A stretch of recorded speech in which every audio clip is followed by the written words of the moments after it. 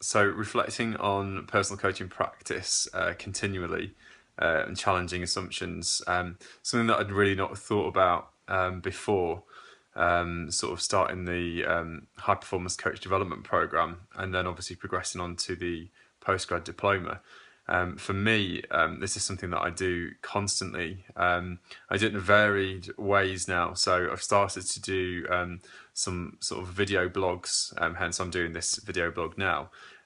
Sometimes after training, just so that I can get everything off my chest and really sort of think about what's happened, sort of like what was in the moment. And then obviously sort of like thinking about that afterwards in terms of reflecting and sort of like rationalizing some of the things that may have occurred. Again, I've sort of used a couple of models. There's obviously Kolb's model and obviously Gibbs' model of reflection. Both I sort of think are good in terms of guidance, but I think you can also do pretty much your own model as well. But if I go over Kolb's sort of experiential learning cycle, for me, I find that sort of very easy way of actually just quickly sort of getting together sort of my thoughts and feelings. So in terms of like concrete experience, sort of like exactly what had happened, sort of the experience in the moment. And then I think the reflective observation, I think in terms of thinking about sort of reviewing not only sort of like what happened with the athletes, but also the way that I reacted or sort of the way that I maybe influenced the training in that session has been useful.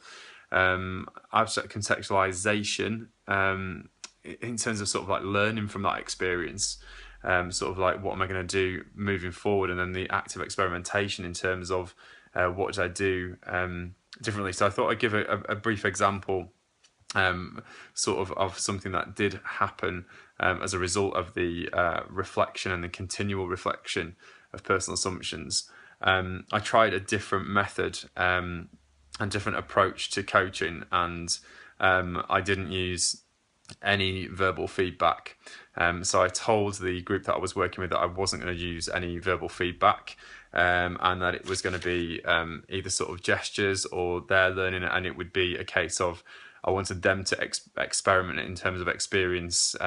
What did they actually feel? What did they think? And that for them to work it out for themselves. We did use a video analysis program on a phone called VideoPix. It's really, really easy, really simple.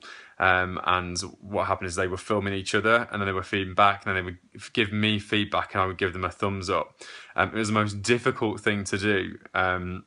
In terms of sort of like not saying anything, and really sort of challenged me as a coach, because I was constantly sort of wanting to sort of input, and then it brought me round to sort of my thinking about sort of my coaching philosophy, and I think I'm going to use philosophy a lot throughout my video clips here, of thinking about sort of who's this about. It's about them learning, it's about them experiencing and them developing. It's not about me liking the sound of my own voice.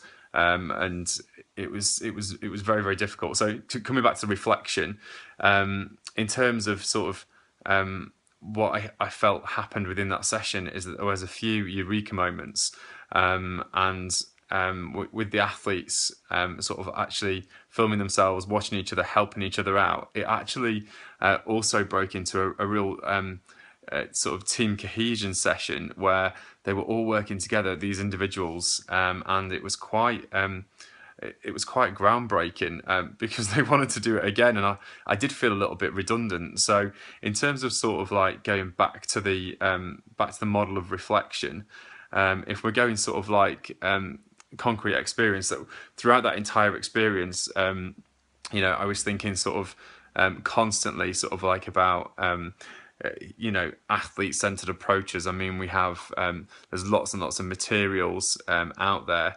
and I've read so many things about positive coaching, such as Martin's, Lyle, Cushion. There's so many different things. So for example, sort of like my belief as a coach is to sort of like develop each individual athlete.